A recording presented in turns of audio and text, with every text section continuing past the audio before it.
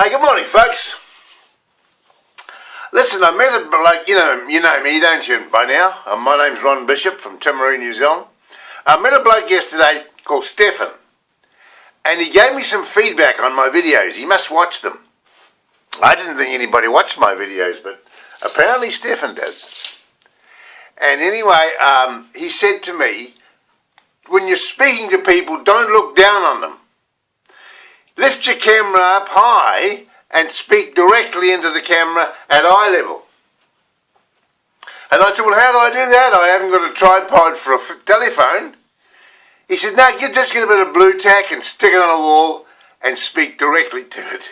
So here I am, my new look, looking in your eye, okay? And I speak better when I'm standing up too. I'm no good sitting down. Whenever you speak, giving a speech, you should be standing anyway. Okay, what am I going to talk about today? I had a lot of subjects. I thought I'll talk about families.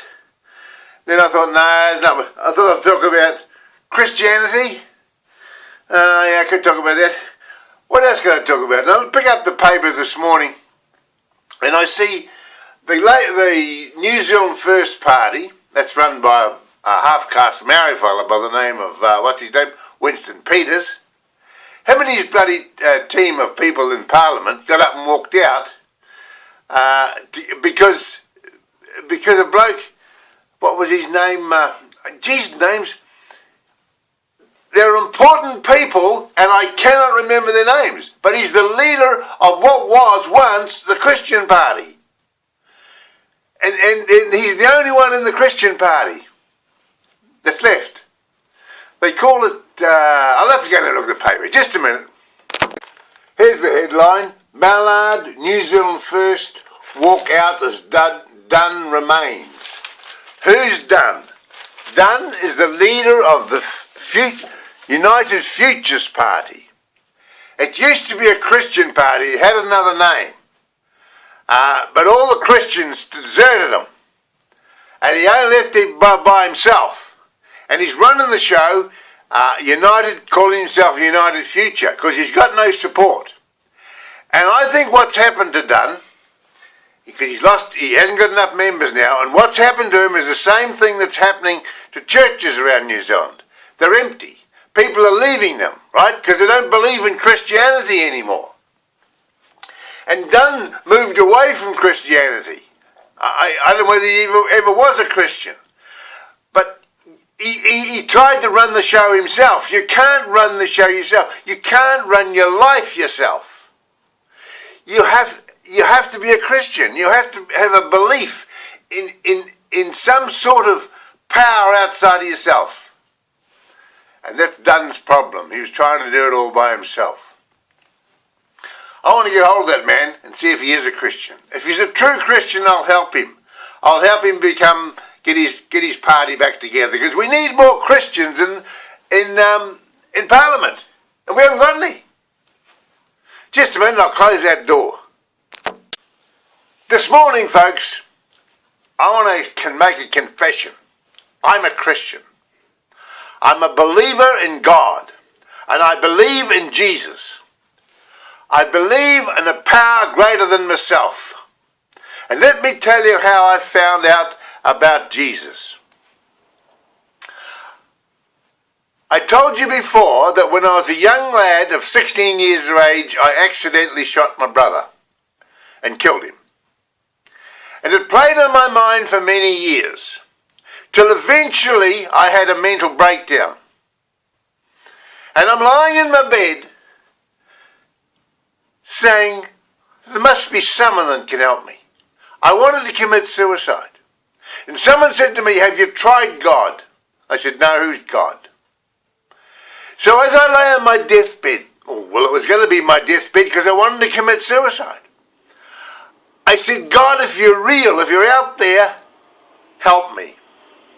I'm sorry for killing my brother. I'm sorry for being nasty to my sister. I'm sorry for being nasty to my mother and father. I'm sorry, Lord, for all the bad things I've done to other people. Please, Lord, help me.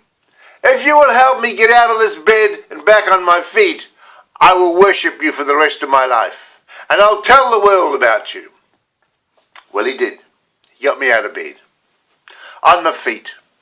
And I went down to a psychiatrist.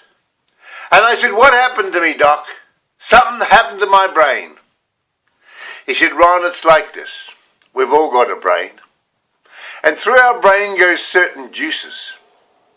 And if we get too much of the one juice, we get on a high. And if we get too much of the other juice, we get on a low. Oh, I said. And who else has got this disease? Well, he said, some very famous people have had it.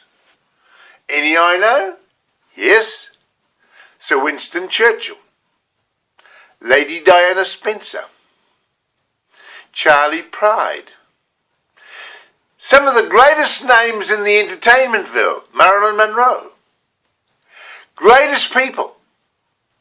Great minds. And I was quite excited that I had this great mind like other people that gets out of kilter, called bipolar disorder. He called it bipolar disorder or manic depression. So what I did is I leant on God and said, God, save me from this terrible thing. Put some life back into me. Get me out of this depression. Well, he did. And I'm going to come back and tell you how he did it in just a second.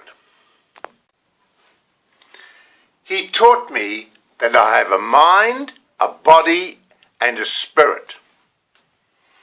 And not many people understand that. We all have a mind.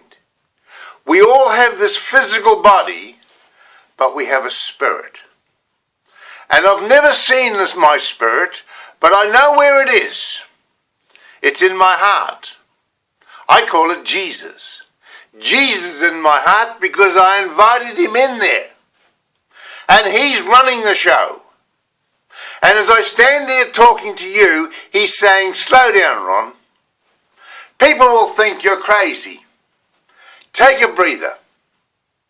Go downtown and get some of that glue for the back of your phone so you can stick it on there properly.